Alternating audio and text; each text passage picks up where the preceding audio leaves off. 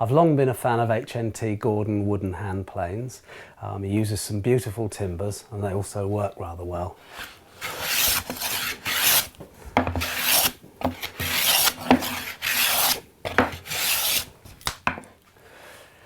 With the nasty timbers that they have in Australia, all of the planes he makes are bedded at a much higher angle than normal angles. Typical planes are 45 degrees, this one here is 55 degrees, and most of the rest is bedded up at 60 degrees.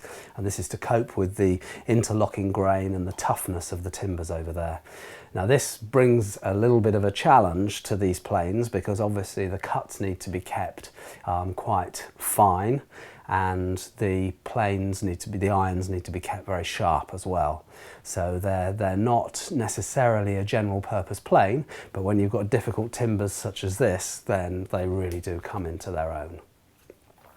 So here's an 18-inch triplane, which is a lovely plane.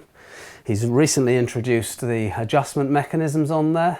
I'm not sure whether this is a good thing or not. I still prefer tapping them personally, but certainly a step up from the previous planes he used to make. This one has a handle and a knob which make it more comfortable and more user-friendly.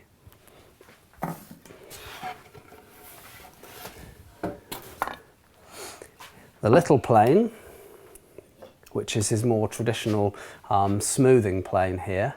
This one here is made of beautiful Rio rosewood and it's bedded at 60 degrees, and it's a wonderful plane for smoothing up small areas of timber, such as this curly mahogany here.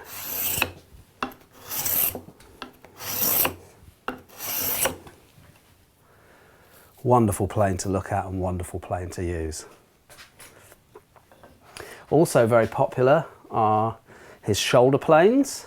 And here's a selection of three, half, 3/4 and 1 inch planes in various timbers. Again, Rio rosewood, and these are some of the burrs that Australia is famous for. Lovely looking timbers. Now these are very simple planes. They've just simply got a wedge, a blade and a body, and bedded again at 60 degrees. But consistently they're very highly rated in magazines when they do test reports, and they're very comfortable to hold. Sits nicely in the palm of your hand. There's real weight to them even though they're made of wood because of the amount of brass that's there, and they do work really well when a shoulder plane is needed. Particularly the little one, this is my favourite for fine work.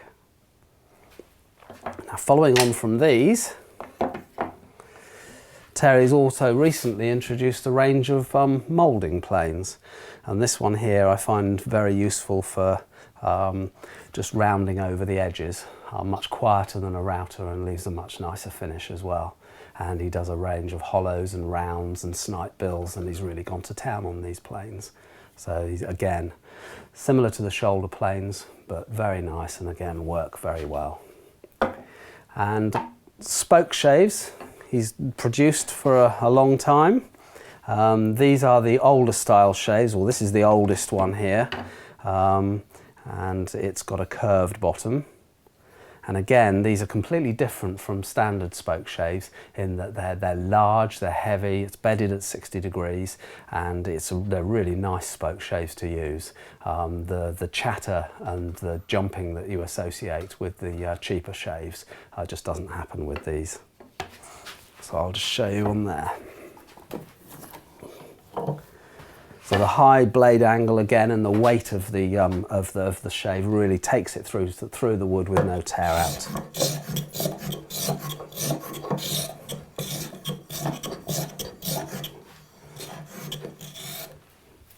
And then there's a curved one as well for doing